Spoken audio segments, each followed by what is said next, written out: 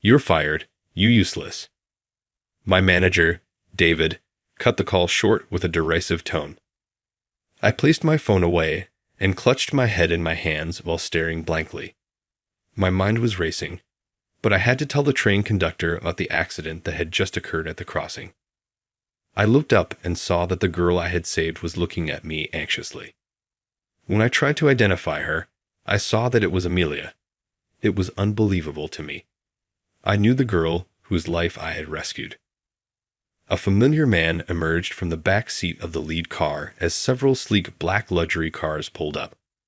Henry looked shocked to hear about the accident that almost happened here. "Mark, thank you for saving my granddaughter." I just acted without thinking in the moment, I said. This encounter with Henry signaled the start of my retaliation against David. My name is Mark Hayes, and I'm a 40-year-old man who enjoys working out. It's not that I was particularly interested in fitness or exercise. I just didn't have any other hobbies and decided to start going to the gym for my health. Initially, I swam the pool or ran in silence on the treadmill. But my drive to improve my body increased as I met more folks at the gym. Of those I saw often, Henry was the one I saw the most. Despite being 60 years old, Henry appears to be in his 50s. Happy morning. Mark, another excellent workout today. Maybe because his kind approach and voice resembled me a bit of my grandfather, I felt relieved whenever he greeted me. But Henry apparently had no athletic ability to speak of. He frequently tripped or stumbled over nothing at all. Back when he was around 50, he thought it wouldn't be good to age like this and started going to the gym. While he built up his stamina, his athletic skills hadn't improved despite his efforts. Now he'd given up and came to the gym mainly to see the many friends he made there. Recently, his granddaughter had started coming to the gym too, and I was happy to gain another acquaintance. Henry's granddaughter is named Amelia. She's stunningly beautiful, with a presence that draws everyone's attention. She might even become a model someday. Thank you for always looking after my grandpa. Here, if you'd like, please take this. The sweets Amelia occasionally brought us were delicious, and her friendly nature, always greeting everyone without a hint of shyness, made her the gym sweetheart. Whenever Henry or Amelia came to the gym, their presence instantly brightened the atmosphere. The time I spent chatting casually with them was so enjoyable that I hoped they would continue coming. But lately, Henry's company had been struggling with a particular deal that wasn't going well. He'd been looking more and more downcast each day and had stopped coming to the gym as often. Henry, as it turned out, was the president of a company that dealt in electronics. Since he was the person I was closest to at the gym, even though it wasn't my business, I couldn't help but hope the issue at his company got resolved. If there's anything I can do to help, just let me know. I can at least lend an ear if you need to vent, I had said to him before. But he hadn't taken me up on the offer, which frustrated me. Was there any way I could lend him a hand? In early October, Halloween decorations began appearing all over town. Whenever I saw decorations that seemed like something Amelia, with her love of cute things, would enjoy, I took a photo or two. On my way to work that day, I found another unique decoration and stopped to take a picture. Oops, I shouldn't get too caught up in this. Realizing I'd been lost in taking photos, I snapped back to reality and checked my watch. I was running much later than usual to work. Panicking, I stuffed my phone into the chest pocket of my suit and hurried off to the office. I worked for a company that dealt in electronics. It wasn't a big name, but in areas farther from the city center, it was fairly well known. I worked in the sales department, but something upsetting had happened recently. I was taken off a $20 million deal I had been working on for some time. The reason? The harassment of my manager, David. In his 60s, David looked at least 10 years older than he was. His body was rounded, a key feature. He must not have exercised much, as he was always out of breath after even a short walk. When I arrived at the office, I could hear David's voice. Seriously, young people these days are so spoiled. Because of them, even the older generation starts acting entitled. It's just ridiculous. It seemed like he was scolding a younger male employee. The young man stood before him, slumped over. But David, I'm really not feeling well.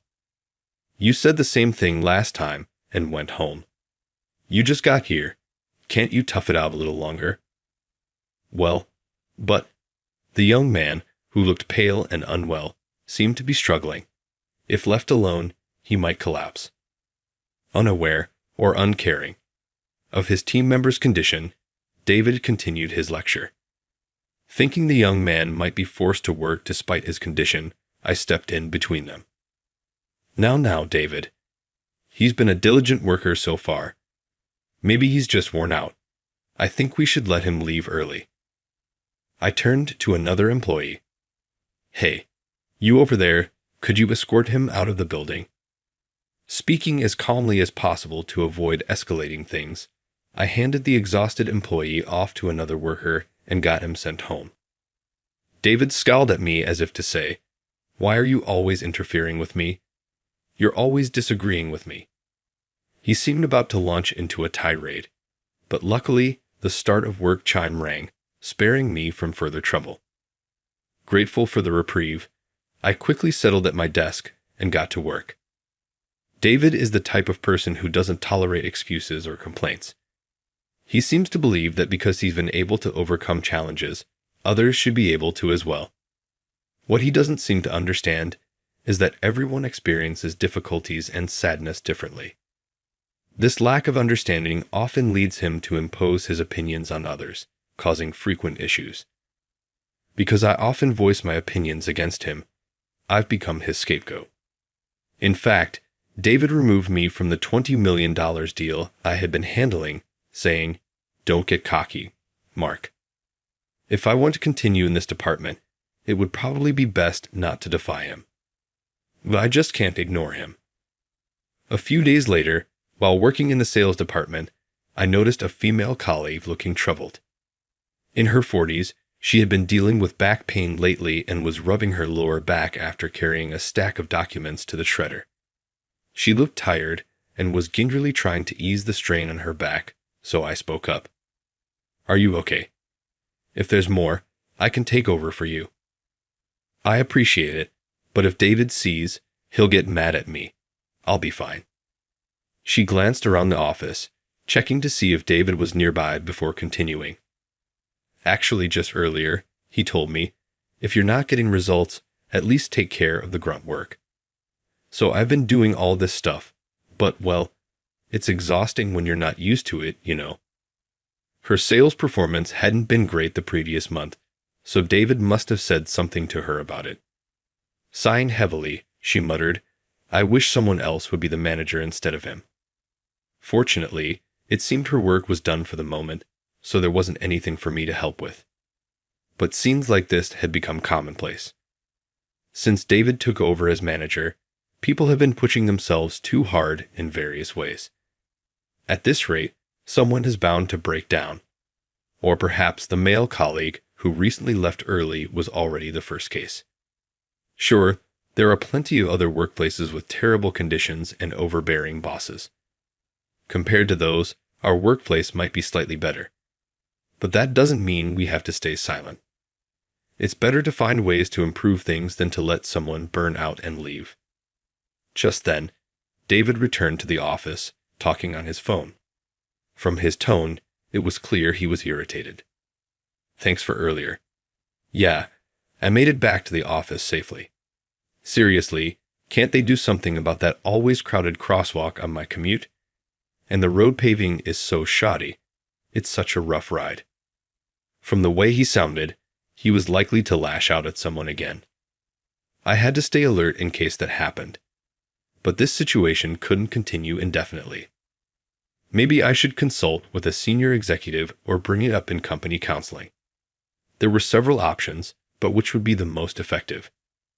While I was considering this, David finished his call and spoke to me. "Mark, remember the deal I reassigned the other day? You take it over again." "What?" His unexpected words made me blurt out a dumbfounded response. "What do you mean by that?" Exactly what I said. The employee who took over for you fell ill and will be on extended leave. We need someone to fill the gap. It's a $20 million deal, so failure is not an option. I didn't mind taking it back, but would the client be okay with all these sudden changes? David, I don't think this is a good idea. This deal isn't something that needs to be rushed. Wouldn't it be better to wait for the original employee to recover and return? If we do that, the deal will be delayed, and that'll cost the company. He dismissed my concerns outright. If you show sincerity and apologize or whatever it takes, you can smooth things over. Just quietly get it done. If the client is upset, all you have to do is work until they forgive you. David seems to believe that anything can be achieved with enough effort. While it's true that effort isn't entirely ineffective, there are things that just won't work out no matter how hard you try. He has probably only dealt with people who are receptive to his way of thinking until now. That said, I had no right to refuse, so all I could do was respond. Understood. I'll do everything I can.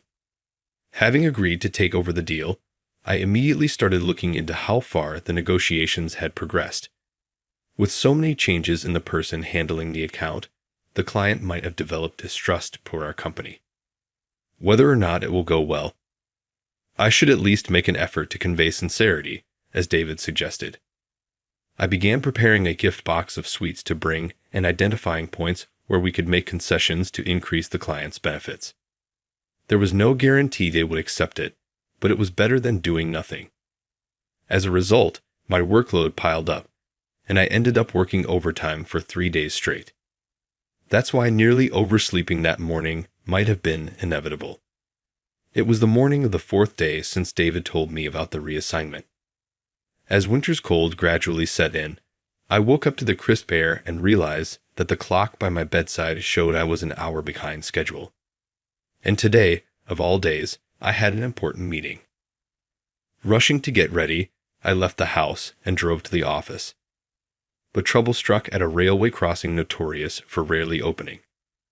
Driving over the bumpy asphalt, I stopped my car in front of the crossing and noticed an unusual commotion in the area. Hey, isn't that kid in trouble? It'll be a disaster if the train comes. I could hear the voices of passers-by through my car window. Looking toward the crossing, I saw a young girl crouching there. The alarm signaling an approaching train was blaring, yet she didn't move. At this rate, she could be hit by the train. Thinking that, I quickly got out of my car and ran toward the girl. Hey, are you okay? Can you stand? Pulling her arm to help her up, I noticed she had injured her leg. It seemed she had fallen and twisted her ankle while crossing. She must have tripped as soon as she entered the crossing. Though she was panicking and tried to stand, she couldn't manage it. Thinking that my time at the gym was finally proving useful, I picked her up and carried her out of the crossing as quickly as I could. Sorry for moving you so suddenly. Concerned she might faint from anemia or something similar, I spoke to her while catching my breath. Moments after I got her to safety, I heard the sound of the train passing behind us. The train came to a stop several dozen meters past the crossing. Since I couldn't just leave the situation unresolved, I knew I'd have to explain what happened to the train conductor. It's okay now, I said to the dazed girl.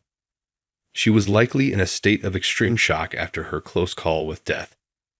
The girl couldn't clearly explain why she had ended up in such a dangerous situation near the train tracks, but I didn't want to force her to talk.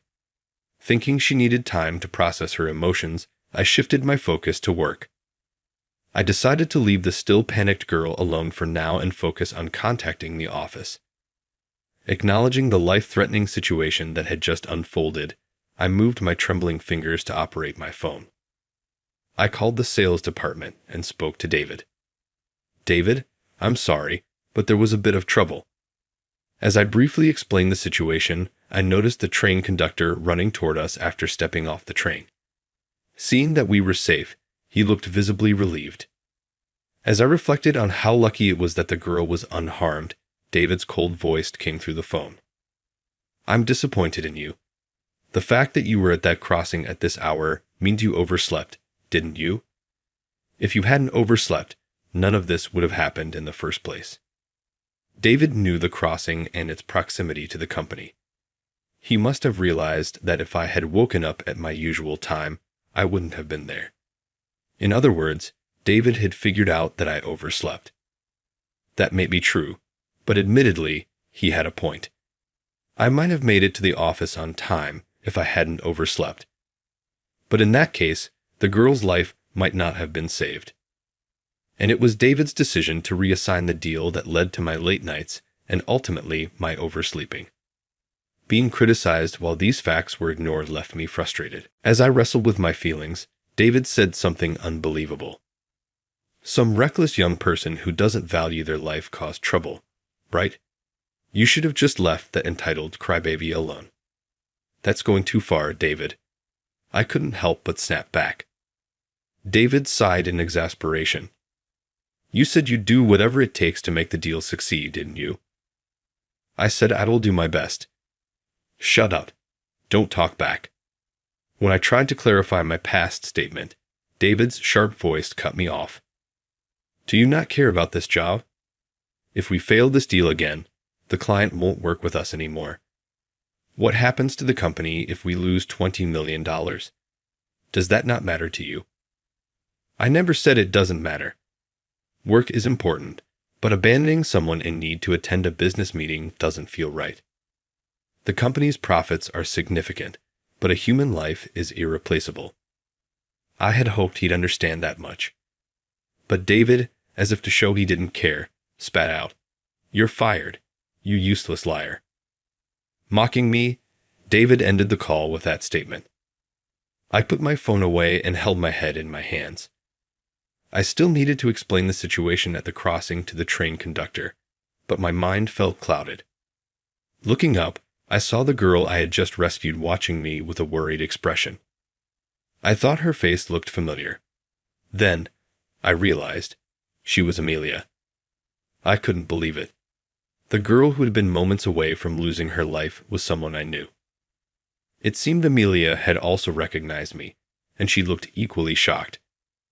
Perhaps recognizing her rescuer as someone familiar had helped Amelia calm down a bit. Looking directly at me, she opened her mouth to speak. "Well, you're heading to work now, right? I think my grandpa should be passing by here soon. Maybe he could give you a ride." It seemed that Henry also commuted to work using this railway crossing. However, since I didn't know how long the questioning would take, I couldn't agree so easily. While I was contemplating this, more than 10 sleek black luxury cars pulled up nearby. Startled by the unfamiliar sight, I watched as Henry stepped out of the back seat of the lead car. "Oh, Grandpa." "Amelia, what's going on? What happened?" Seeing the crowd gathering around Amelia and me, Henry must have realized something serious had occurred and approached us with concern. Amelia explained the situation to Henry and me. She had been in a rush, like me, and stumbled on the uneven road near the crossing. Although she managed not to fall, it must have put a strain on her ankle, which gave out while she was crossing the tracks, causing her to twist it. Upon hearing about the accident that had nearly occurred, Henry looked astonished. "Mark, thank you for saving Amelia. I had just acted quickly and without thinking. I hadn't acted out of some noble desire to help. Even so, being thanked like this made me feel a bit awkward. If there's anything I can do to help you, please don't hesitate to let me know." "Thank you, but I'm sure you have a lot on your plate, Henry." "Well, yes. I've been having some issues with an electronics company, but honestly, those problems pale in comparison to my granddaughter's safety." Later, I had to explain the situation to the station staff and police. During this process, I learned something astonishing from Henry. Henry was, in fact, the president of the company I was supposed to meet for the business deal. He revealed that he had been frustrated for some time over the frequent changes in the sales department representatives handling the negotiations. This revelation was one small silver lining in an otherwise chaotic day. After all, Gaining Henry's support gave me a way to turn the tables on David. 3 hours later, I arrived at work in one of Henry's luxury cars. Well, technically, I had stopped by the client's office first to finalize the deal, so my order of priorities was a bit unconventional. When I entered the sales department office, David shot me a disdainful glare. By the way, Henry, who had given me a ride, went straight to the CEO's office for a discussion. "Hey, Mark. What nerve you have showing your face here? A useless slacker who was late for an important deal." Normally, I would have lowered my head and tried to smooth things over. But since I had already done what needed to be done, there was no reason for me to stay low. "David, the deal is already finalized. It was a great success, as you can see." With a beaming smile, I handed David the documents confirming the successful contract. David, who took the papers with a puzzled expression, immediately looked stunned as his face filled with shock. "That's impossible. You were supposed to be late." "Yes," I smirked. Then why on earth did it come to this? Completely losing his composure, David threw the documents he was holding onto the floor. He stomped on them, glaring at me with a look full of hatred. His predatory gaze radiated intense animosity and obsession, resembling that of a carnivorous animal. Once he labels someone as an enemy, David shows no mercy. He refuses to acknowledge their success and never stops his harassment or insults. It seems like he won't rest until he drives his target into the ground. It was Henry who spoke next. Having just greeted the CEO, Henry turned to address David. Throwing important documents on the floor is hardly behavior befitting a department manager. David looked bewildered at the sudden appearance of a third party. And those in leadership shouldn't lose their composure so easily. "The people working under you are always watching," Henry said in a calm tone. Then he introduced himself. When Henry handed David his business card, David froze, his mouth agape as he stared at it. "So, you're the one who decided to keep changing the person in charge. Thanks to you, one of our deals has been stalled, which has caused us quite a bit of trouble, David." Henry's company had initially been open to forming a contract with us, but the frequent personnel changes had led to distrust. When they asked the new representative for details, they discovered David's unreasonable behavior. As a result, their impression of our company worsened. It seems they were even considering canceling the deal altogether if things continued like this. However, because I had saved Henry's granddaughter, they decided to continue with the negotiations. And I hear Mark is taking charge of the deal again. That's great news. He's thorough in his work, and my team says discussions progress smoothly with him. The previous representative was inexperienced and awful. Since he's a rookie, it's not his fault, but you bear significant responsibility for failing to assess his abilities properly. Henry smiled warmly and placed a hand on my shoulder, his kind expression making me feel genuinely appreciated for my efforts. But the next moment, his expression turned icy as he addressed David. "Even if someone lacks ability, Mark is my granddaughter's savior, and yet you hurled verbal abuse at him. That's unforgivable as a human being." Seeing Henry's cold demeanor, David's body trembled, and he desperately glanced around, searching for someone to back him up. But no one came to his aid. Changing the person in charge without explanation was also unacceptable. "So, David, how do you intend to show me your sincerity?" David, like a broken record, repeatedly apologized. He muttered, "I'm so sorry." But it seemed Henry wasn't satisfied with mere apologies. "Do you really think apologizing sincerely will be enough? You're a professional.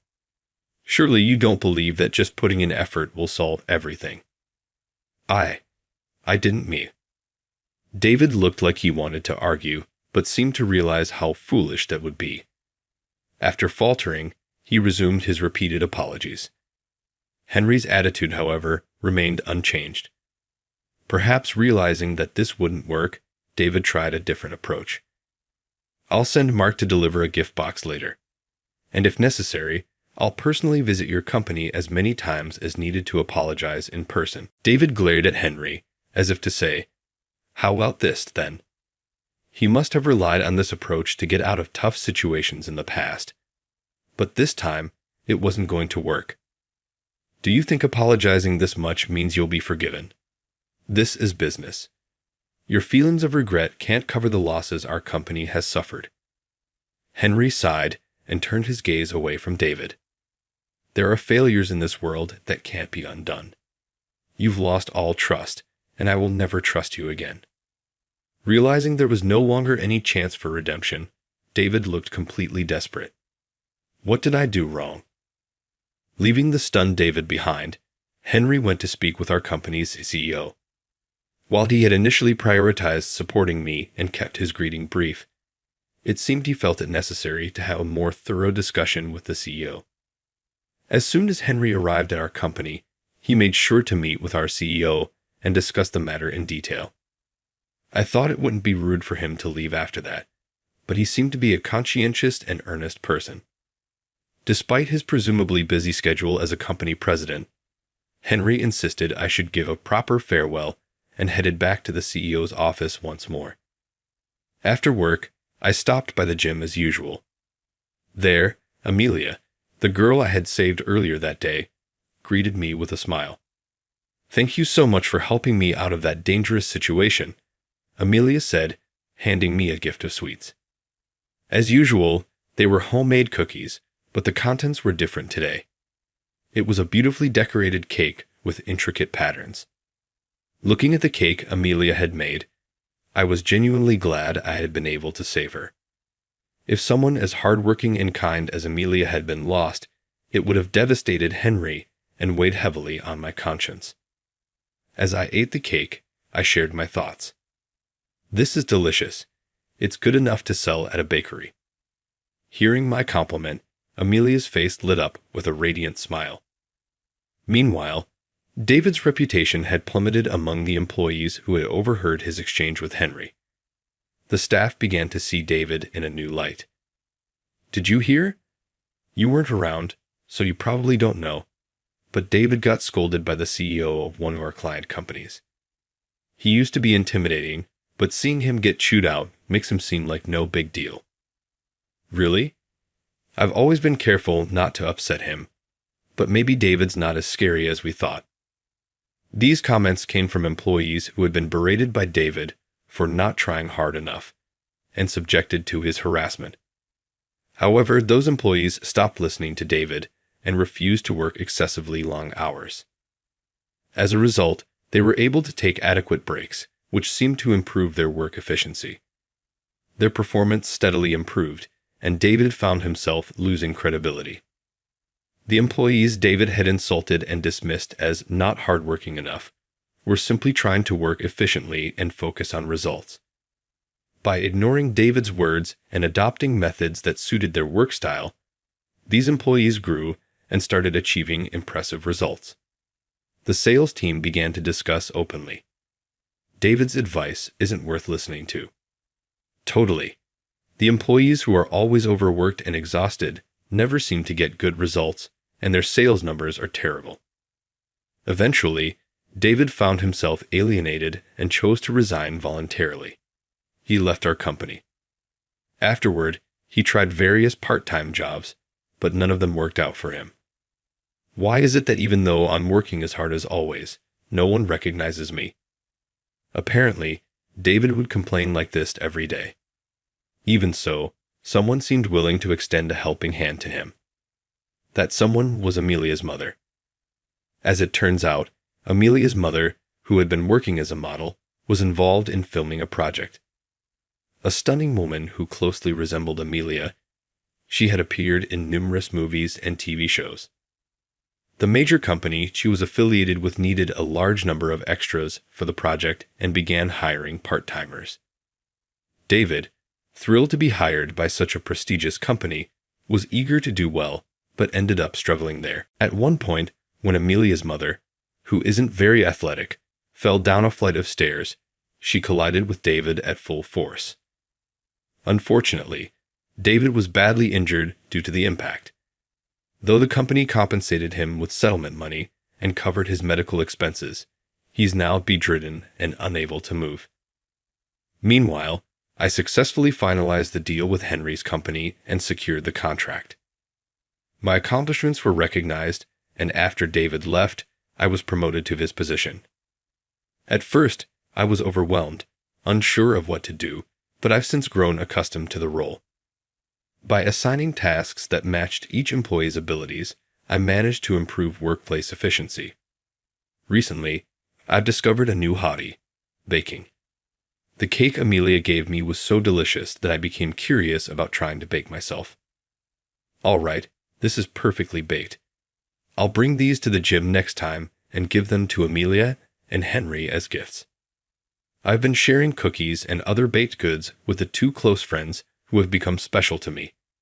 Balancing fitness with the pursuit of creating delicious desserts has brought joy to my life. The adult routine I'd once had has transformed into something vibrant and full of color. I'm truly glad I was able to save Amelia that day. If I had ignored her crisis, I wouldn't be living this fulfilling life now. David had insisted I focus on the deal, but if I had turned a blind eye, I'd have carried that regret for the rest of my life. No matter how powerful someone may seem, if something feels wrong, you shouldn't blindly follow their orders. As a manager, I want to ensure that I never manipulate others like David did or force my will on them excessively. I have a responsibility to guide and support my team moving forward.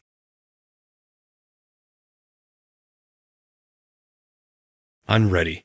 Now what? Many workers were a little happy when I walked to my workplace on the day before the summer bonus payout.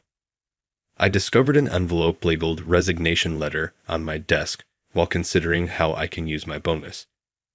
Maria's voice came from behind me while I was wondering who was responsible. You know you won't get your bonus if you quit today. I gave her a mocking smile and said, "Thanks a lot," relieved that I didn't have to write it myself. I left the company where I had worked for so long after completing the transfer of my responsibilities. I was taken aback by the influx of calls from the customers of my previous company 2 weeks after I launched my current company. I'm Ryan, and I'm 43. I am employed as a researcher at Shoe Consulting, a think tank consulting firm. Our primary responsibilities include researching and evaluating economic trends for businesses in the insurance and general finance sectors, as well as offering guidance on product development and corporate strategy. In actuality, our organization was primarily split into 2 sectors: fact-finding and business consulting. Since I was a student, I have been interested in economics, and I like this job since it lets me spend all of my time with data. However, 6 months ago, everything abruptly changed. The CEO's son took over as CEO after the CEO resigned, and it hasn't worked out well. I would describe the son's management abilities as lacking in comparison to the previous CEO. He introduces ostentatious programs and refers to them as structural improvements. Although I've grown tired of his methods, Maria Brown, who abruptly became the manager of our research department a month ago, is the one person I'm most annoyed with. It seems that the CEO personally recruited her and brought her here. She used to oversee frontline operations for a hotel management business. According to the CEO, hiring a consultant with a strong background from a different industry to lead our research division would add value and fresh viewpoints. It's true that sometimes it's vital to comprehend how different departments operate and take outside perspectives into account, but even if she is a great consultant, it's clear that putting someone from a different industry in a new position won't work well.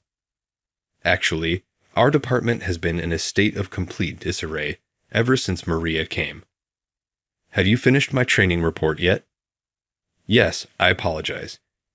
Even though we had already established solid coordination through pre-meetings and information sharing, it was agreed that both divisions would visit clients or perform consultations together as part of the company's new push. This strategy appeared to be ineffective. Furthermore, the boss mandated that our department receive consulting training because we allegedly lacked real-world experience. However, consulting was not at all part of her training. Maria gave us a serious lesson on how to treat customers with kindness and hospitality. Naturally, it's crucial to treat customers with courtesy and politeness.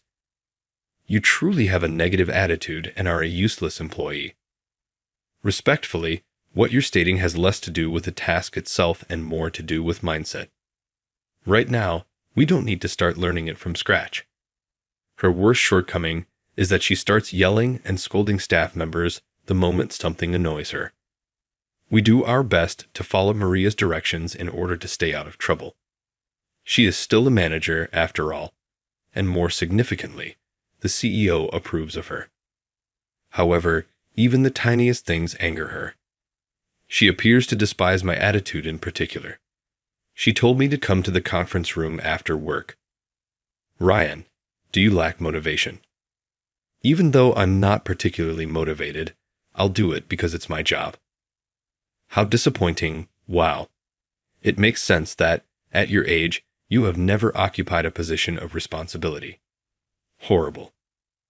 Maria gave me a smirk.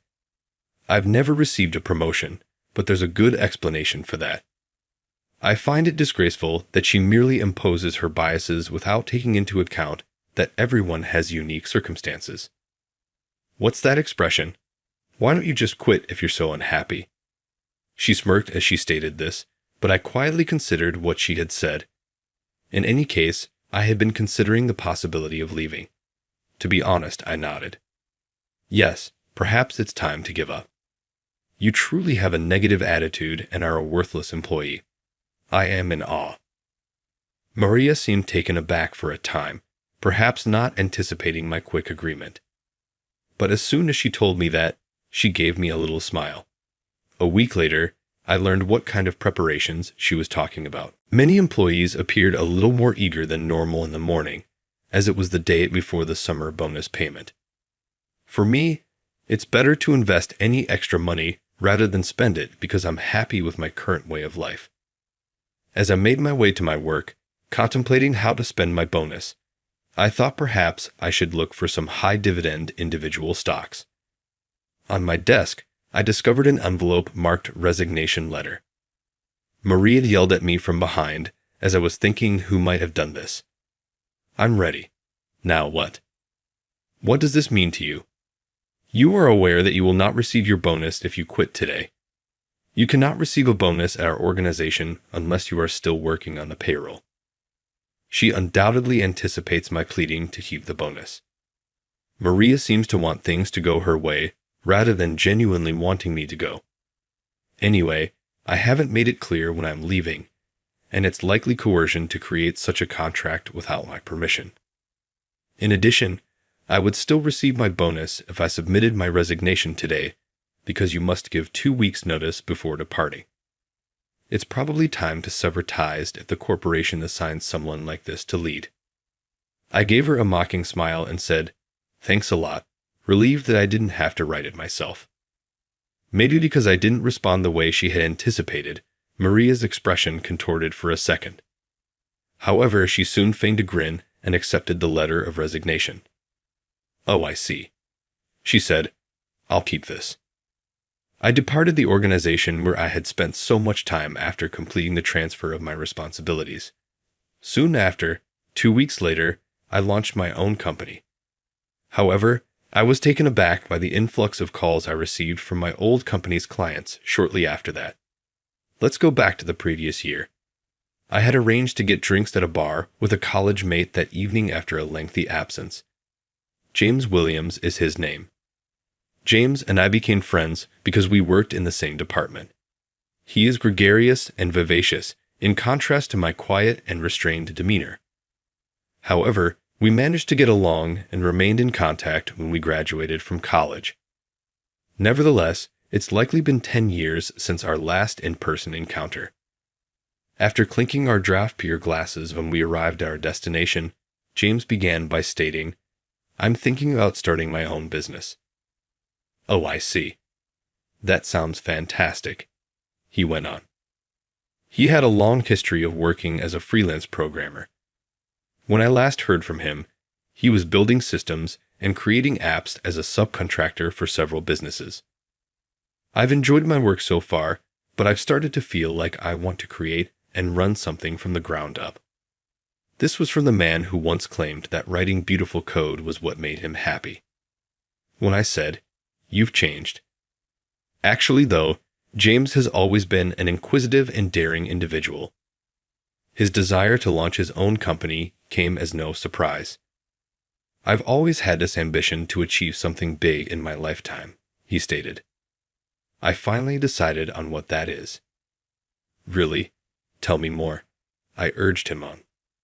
James made the utterly surprising statement, "Improving financial literacy in the USA." What? I couldn't help but make a puzzled noise because his statement was so different from what I had anticipated.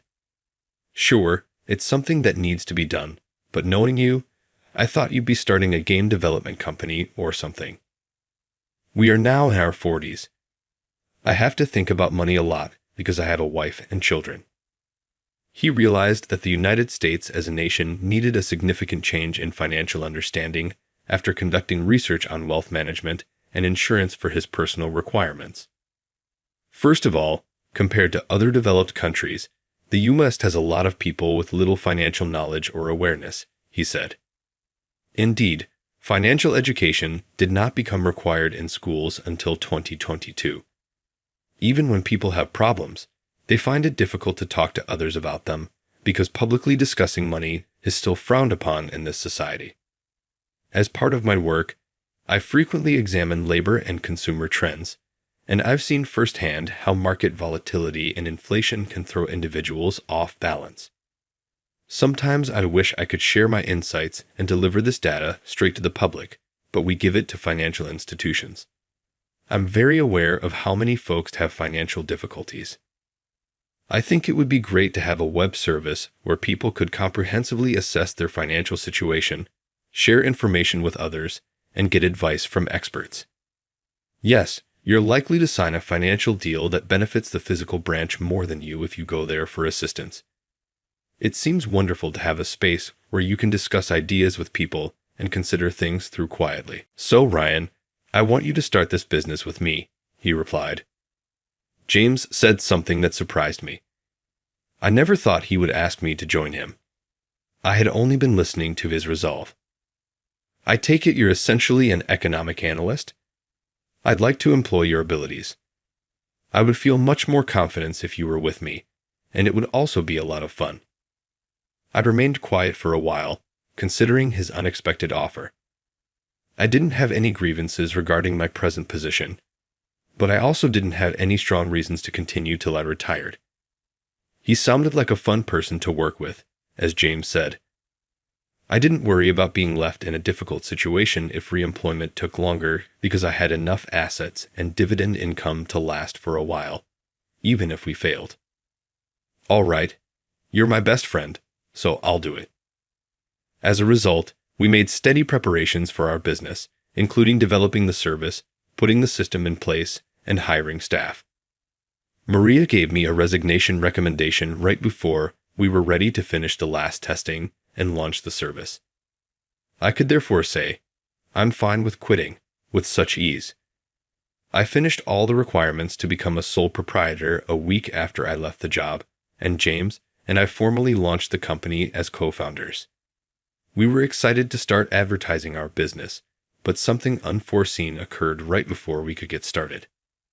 The same unknown number began to ring my phone regularly. I initially chose to ignore it, but eventually the tenacity became too much to handle and started to get in the way of my work. I reluctantly chose to respond. "Hello, this is Ryan." "Hi, tell me what the devil is happening." The caller started ranting at me right away without introducing himself. "Pardon me, but with whom am I speaking? What is this about?" He seemed to relax a little after I gave him a solid response. He identified himself as an insurance company employee. He sought advice on a new product plan from my former firm, Shoe Consulting, but it turned out to be a complete failure. The woman who was in charge handed him my phone number after he confronted her, stating, "He's the one in charge of everything on our end." Sharing a former employee's information without their knowledge is obviously illegal, and it's more worse if they're attempting to place the blame on me. Why is this Maria lady acting this way? Just make a product that makes customers happy, she advised. We're not searching for guidance that even a child in elementary school might provide. It turns out that Maria was the cause of the issue. She and the consulting team should be in charge of this, though, if they're still abiding by the policy from when I was there.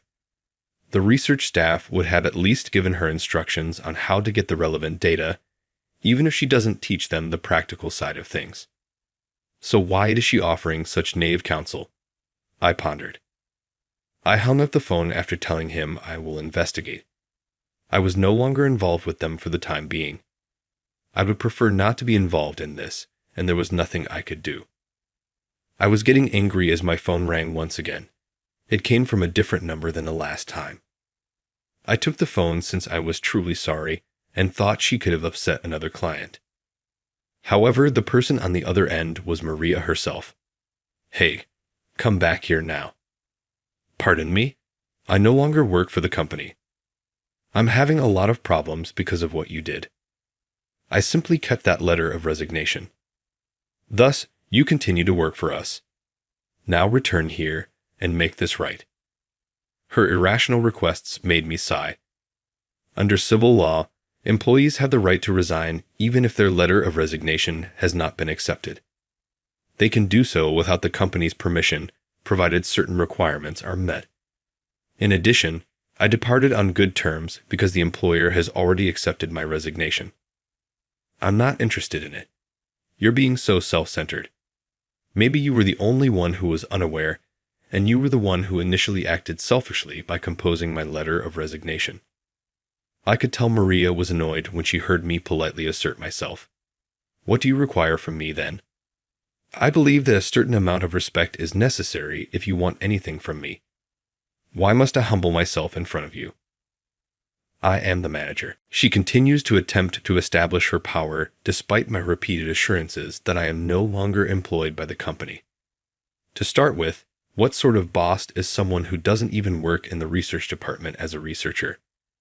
After giving it some thought, I still believe that the present CEO doesn't fully comprehend the organization's structure or goals.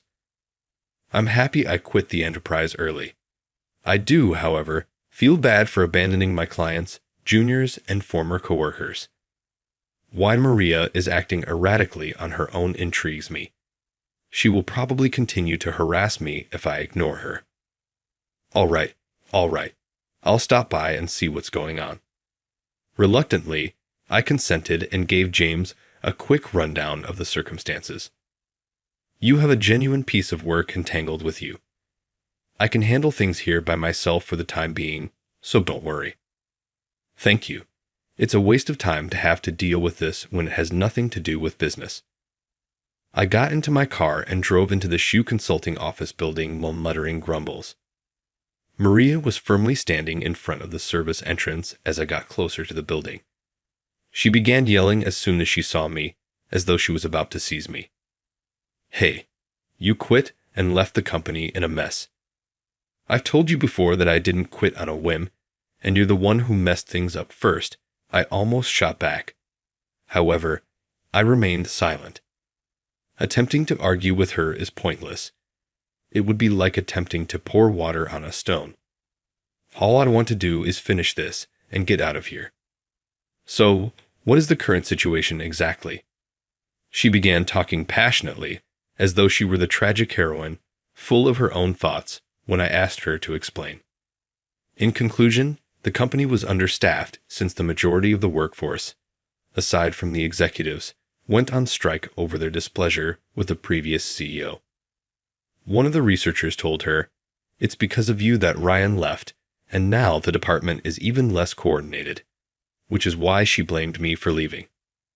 Since she was immediately held accountable, she has been placing the responsibility elsewhere rather than on herself. According to her own perspective, Maria alone carried on with business as usual, while the executives reportedly spent their time attempting to explain the issue to clients. The business is undoubtedly in ruins. You must look after the data since I am the sole one managing clients. Pardon me? Apologizing to the staff and encouraging them to return would be more beneficial. She is still attempting to handle the consulting work alone despite this circumstance. It's obvious that she wants to use me as a tool to get what she wants. I made a sensible proposal, but she was incensed. How come? Why should I say I'm sorry? I did nothing incorrectly. Her arguments sound no more sophisticated than those of a fifth grader, despite the fact that she is in her 50s. In reality, as one insurance business employee had noted, real elementary school students might be more rational and sensible in their choices. She continued to yell despite the fact that we were outside the office building, attracting attention from onlookers. She should give me a break, please. All right, you want me to handle it, don't you? I forced myself to be happy, and when I smiled at Maria, her countenance instantly brightened, but I wasn't pleased. I'll need some time, but I'll make a nice, tidy manual or something. All right. I stated I would make some nebulous product that would be as useless as if I had heard the same thing. She nodded enthusiastically, clearly happy. It's a relief. I must have it by the morning of tomorrow. Maria hurried back into the building after saying that. She seemed to expect me to do everything for free, and the deadline was absurdly short. As I drove back to my office, she pretended like I was volunteering or something, which infuriated me. What sort of handbook should I give her now? When I returned to the office building we had hired for our company's headquarters an hour later, I gave James the rundown. That sounds really crazy, wow. Yes, given how disorganized everything she says and does is. I thought I would give her something just as erratic. Then I explained the strategy I had devised on the way back. That sounds like fun. I'm game. I can quickly whip that up. I'm sorry to force this upon you. Don't worry. Until this issue is resolved, I am unable to concentrate on our belongings. I tried contacting several of my old coworkers while James went to work. Luckily, I still had some of them's personal numbers, so I gave one a call. Hey, Chief. It's been a while. As I've previously stated, don't call me Chief. In addition, I left the company. Therefore, I'm no longer even a researcher. You were always acting like a leader, even though you obstinately continued to be an ordinary researcher. The same thing applies. I never wanted the authority, but I didn't mind taking on the duties. It is simply inconvenient. In truth, I had always served as the research department's de facto leader. I adamantly declined any formal title because I believed it would restrict my options and encourage lethargy. It might have appeared that the department lacked leadership from the outside. The current CEO may have chosen to assign a management to that department for that reason. I'm phoning with reference to your business. I've heard that you're on strike. He said, yes, we plan to confront management directly, and gave the name of one person. It's a smart concept. If they act, things ought to start getting better. I hung off the phone, happy that the company's basic problems might finally be resolved. All I had to do now was take care of myself. Hey, it's done. James completed the task I had given him before I realized it. Many thanks. You're as quick as ever. Do not undervalue me. It only takes 3 minutes to finish this easy program. As he printed the finished product onto some copy paper, he moaned a little. I took it, put it in an envelope the size of an F4, and sealed it. All right, everything is prepared. I am eagerly anticipating tomorrow. I returned to my previous employer the following morning. I had told them about my visit beforehand because I didn't want to waste any time. Maria was agitated and uneasy as she stood in front of the structure. She came running over as soon as she saw me, like though she wanted to hold on to me. I've been holding off for ages. This is a serious problem for us. I apologize for the wait. I've promised you this. I laughed rather than became irate at her haughty demeanor, as like my schedule didn't matter at all. The notion of how she might respond when she realized what I had truly brought her made me laugh. Maria smiled smugly as she grabbed the letter out of my fingers. Do you need me to show you how to use it? I don't require your assistance. I can read it and figure it out. What do you think I am?" She was stupid, in my opinion. She had previously acknowledged that her computer skills were so poor that she had to rely on other staff members to complete her papers. She is incapable of comprehending the source code of computer applications. I apologize for the wait. I've promised you this. Maria rushed back inside the building before I could say anything more. Knowing she would call me shortly, I went back to the parking lot where my car was and got in. 5 minutes later, my phone was ringing loudly inside the car. What the hell is this? Marita started screaming before I could respond.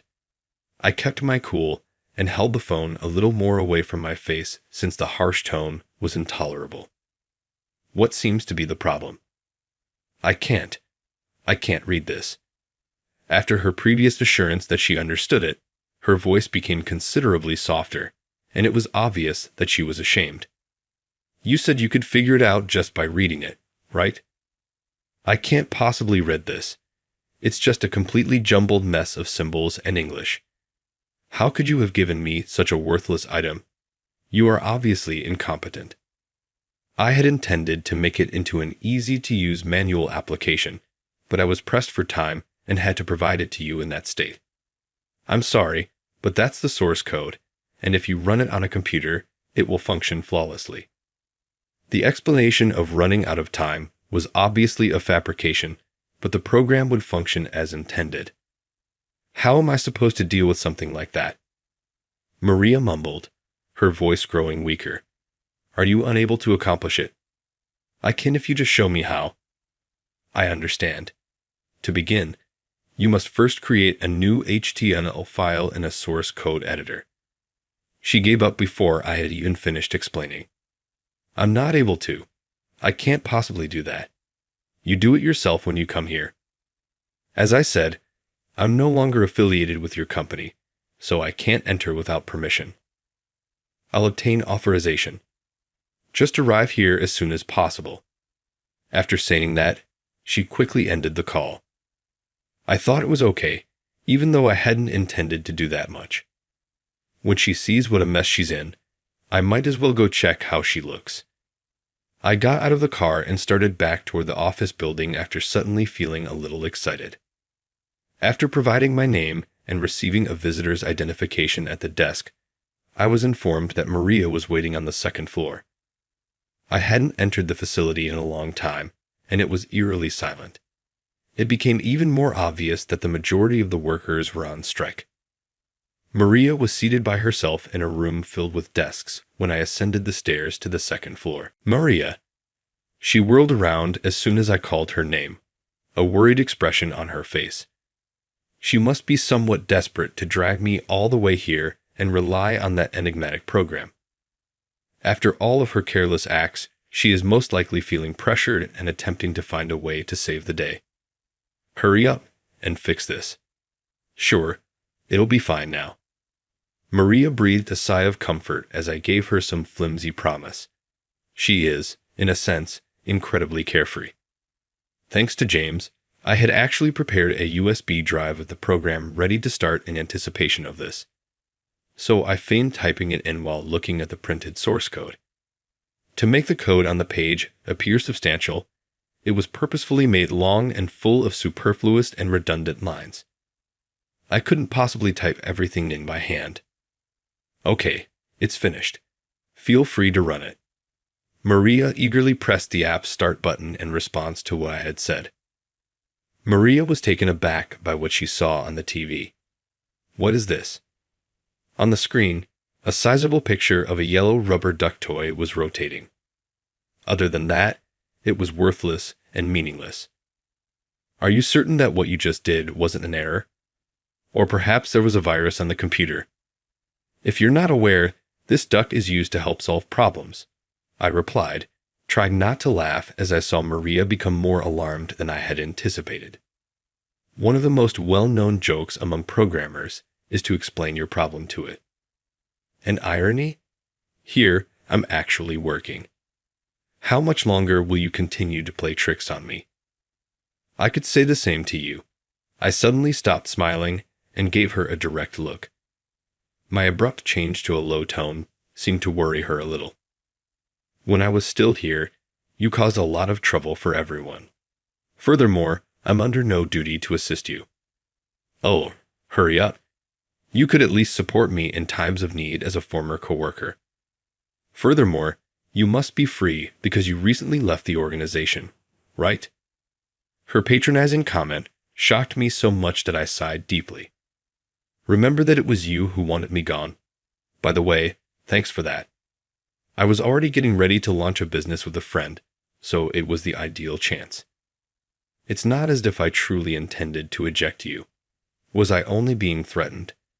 It's worse than that. I could file a lawsuit against you for improper behavior or coercion, but I'll let you off this time since I'm too busy with my business. I delivered the decisive punch before Maria could continue. Why don't you try communicating your problems to that duck and work on addressing them? The technique is really quite successful.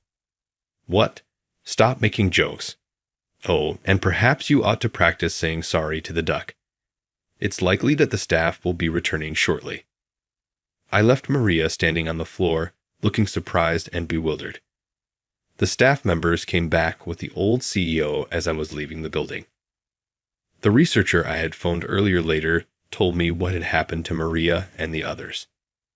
First, the company's leaders, including the former CEO and his father, ousted the current CEO of Shoe Consulting. The old CEO returned to his position. The CEO clarified, "When my son wanted to take over, I was thinking about retiring due to my advanced age and deteriorating health." His son, however, had no prior experience working for a corporation. He was a world-traveling backpacker who lived off of ad money and other sources while blogging about his adventures.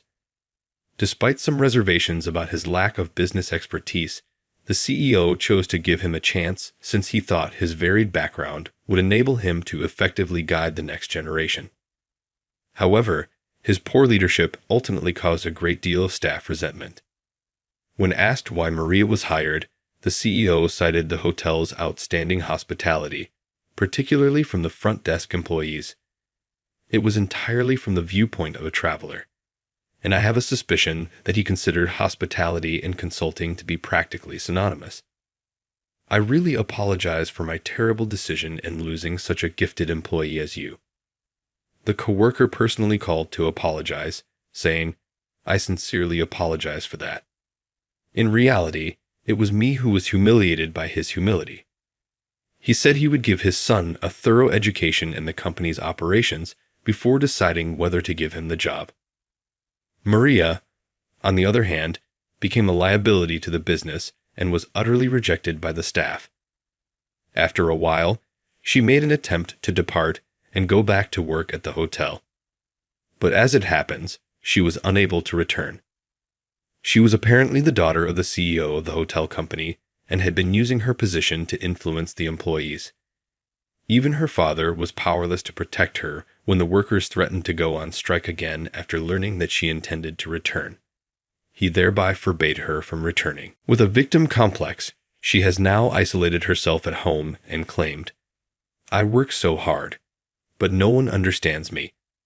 Just because I was a little nice to her when she first came, she must assume that I'm on her side." She even complained about all of this over the phone. I'm considering blocking her phone number. I'm not envious of you. Peace has returned to our life after all that turmoil a month ago. We are once again concentrating on our business of creating services that enhance financial literacy. Even though I researched and evaluated economic patterns in my previous role as a researcher, I was unable to provide consumers with that knowledge directly. However, we are now able to offer insightful comments and even get immediate feedback. This service has helped me think about and take charge of my financial situation, which has significantly improved my quality of life, is just one of the many positive feedback we've gotten. I believe it's a fantastic beginning for a new company. Even at this age, I've come to appreciate how fun and fulfilling it can be to deal with clients personally. I intend to keep collaborating with James to develop services that enhance people's lives in the future.